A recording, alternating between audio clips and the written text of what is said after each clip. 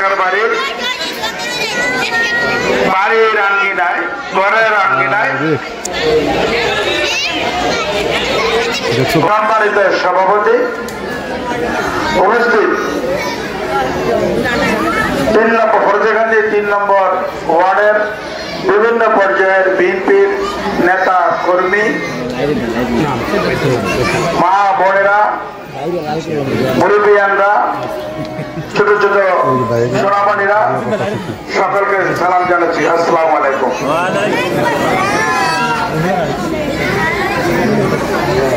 আপনারা তো শুনছেন, আপনাদের এটা কিন্তু জনসভা না, এটা হলো বাড়িতে বাড়িতে গিয়ে আমরা আমাদের নেতা জনাব তারেক রহমান সাহেব ওনাকে আপনারা কেন ক্ষমতায় বসাবেন, আর ক্ষমতা যদি বসান উনি কি করবেন আমাদের জন্য, তার জন্য তিনি 31 দফা নামে একটা কর্মসূচি ঘোষণা করেছেন। এই কর্মসূচিটা আজকের এই বাড়ির আঙ্গিনায় বসে আমরা যে আলোচনাটা যে লক্ষ্যে আমরা আছি সেটা হলো এই 31 দফা আপনাদের কাছে পৌঁছে দেওয়া। এই 31 দফার ভিতরে কি আছে আপনাদের সবাইকে ক্যালেন্ডার দেওয়া হবে, আপনারা পড়বেন। আমি সংক্ষিপ্ত ভাবে মূল্যবান কয়েকটা জিনিস, গুরুত্বপূর্ণ কয়েকটা জিনিস, এখানে 31 দফার 31টাই গুরুত্বপূর্ণ, সব তো আর সময়ের কারণে ব্যাখ্যা করা যাবে না। আমি জাস্ট কয়েকটা জিনিস আপনাকে ব্যাখ্যা করতে চাচ্ছি। কেন আপনারা তারেক রহমান সাহেবকে এই দেশের নেতৃত্বের দায়িত্ব দেবেন, আর উনি দায়িত্ব পেলে কিভাবে রাষ্ট্রটাকে মেরামত করবেন। তার 31 দফার প্রথম যে দফাটা হলো জনগণের অধিকার। আগে কি ছিল জনগণের আপনাদের অধিকার ছিল? আপনারা কি কথা বলতে পারছেন? আপনারা কি ঠিক মতন সমাজ সমাজ করতে পারছেন? এই দেশে এই মতলবে সারা বাংলাদেশে একটা বিয়া দিতে গেল, সেখানে বিয়াটা দিতে পারে নাই, সেখানে আওয়ামী সন্ত্রাসীরা হানা দিছে, লোকে পুলিশ বাহিনী দিছে, বিয়া বলছে 8,000 টাকা না দিলে বিয়া দেওয়া যাবে না।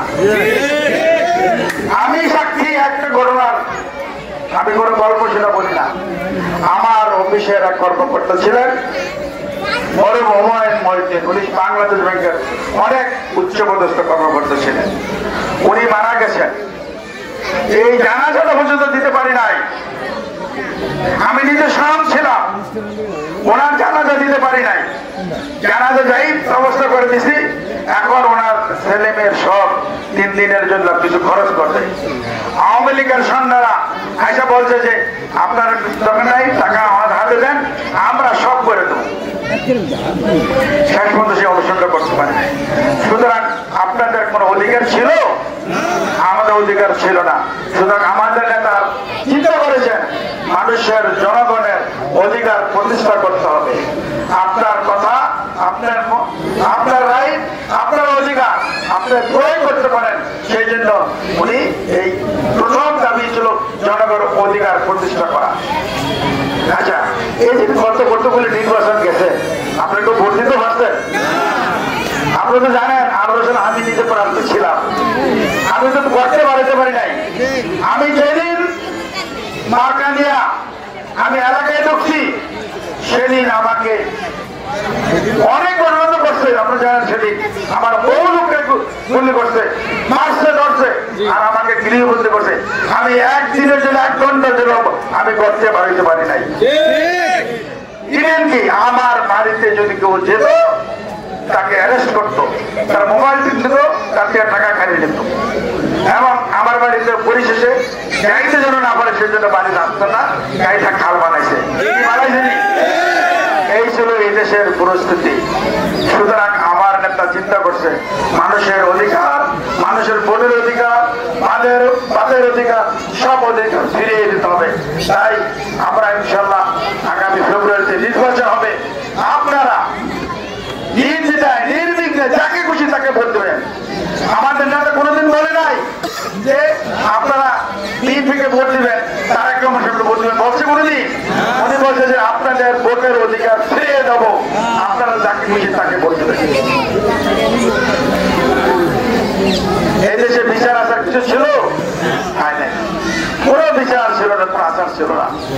সুতরাং এই দেশে না ছিল বিচার, না ছিল শিক্ষা, না ছিল অর্থনীতি। ব্যাংক টাকা লুটপাট করে আপনারা সবাই জানেন সব টাকা বিদেশে পাচার করে দিচ্ছে।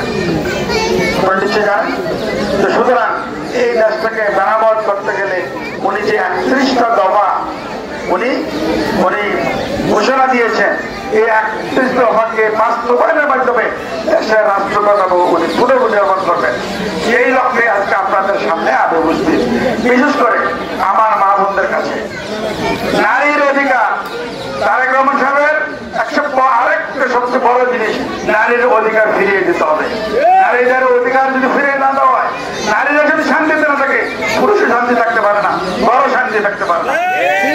সুতরাং আমার মা বোনরা, আমিও তো একজন মায়ের ঘরে জন্ম নিচ্ছি, এমনি আমরা ছোট পুরুষই বলে না কেন, এক মায়েদের প্যালেস থেকে আমরা আসছি। সুতরাং মায়েদেরকে, মায়ের অধিকারকে ওনার অধিকার ফিরিয়ে দিতে হবে। ওনাদের অধিকার প্রতিষ্ঠিত করার লক্ষ্যে আমাদের নেতা তারেক রহমান সাহেব ঘোষণা দিয়েছেন, নারীর অধিকার পুরো প্রতিষ্ঠিত করতে হবে। এদেশে শিক্ষা ছিল, শিক্ষা বলতে কিছু ছিল না, পরীক্ষা দিলে পাস, পরীক্ষা না দিলেও পাস। আর ভাই একটা দেশে যদি মেধা সৃষ্টি না হয়, সেটা সুন্দর করবে কারা? যত আবিষ্কার দেশ চালায়, যা কিছু পরিচালনা করেন, দরকার হলো শিক্ষা। শিক্ষা ছাড়া তো দেশ উন্নয়ন হতে পারে না, সেই শিক্ষাটাও ধ্বংস করে ফেলছে। সুতরাং আমরা আপনাদের কাছে আসছি, আমরা আপনাদের কাছে আসছি এই 31 দফা ঘরে ঘরে জনজনে পৌঁছে দেওয়ার জন্য। মা বোনরা, আমি একটু লেট হয়ে গেছে আমার, আপনারা এই গরমের ভিতরে কষ্ট করে বসে আছেন। মায়েদের ঋণ, বোনেদের ঋণ কোনোদিন দেওয়া যাবে না। আমি কেন, কেউ পারে না এই পৃথিবীতে মায়ের ঋণ শোধ করতে। আপনার যে আমার মায়ের জাতি, আমার বোনের জাতি, শুধু মায়ের জাতি, আপনাদের কাছে আমি অনুরোধ, এই 31 দফা আপনাদের হাতে হাতে পৌঁছে দেওয়া হবে। আপনারা একটু ঘরে গিয়ে পড়বেন, দেখবেন আমাদের নেতা তারেক রহমান সাহেব কি ঘোষণা দিয়েছেন, এবং এর মাধ্যমে উনি দেশটাকে সুন্দরভাবে উনি মেরামত করতে চান। আপনারা তো কিছুক্ষণ আগেও বলছেন, এই দেশের যত ভোটার আছে তার সবচেয়ে বেশি ভোট হলো নারীদের, মহিলাদের ভোট বেশি।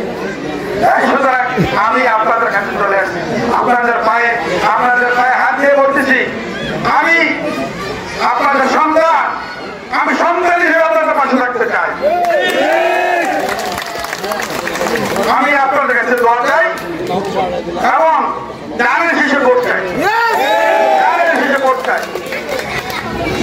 আমি কথা দিতে পারি, এই মতলব ইনশাআল্লাহ আপনারা যদি দানের শেষে বিজয় করান, এই মতলবে ইনশাআল্লাহ প্রত্যেকটা মানুষ শান্তিতে থাকবে, কোনো অশান্তি কারণ হতে পারবে না। আমি হতে পারি না পারি, মতলবের লোক শান্তিতে থাকবে, বিএনপি সরকার যদি সরকার গঠন করে। যেহেতু সরকার চলে আসছে, সন্দেহ রাখছে, একটু পরে আজান হবে, আমি আর বক্তব্য দিতে রাখি না। যারা এই আয়োজন করেছে, সুন্দর আয়োজন করেছেন, আশিক শহর তার সভাপতি, আশিক শহর তার সাথে যারা যোগাযোগ করে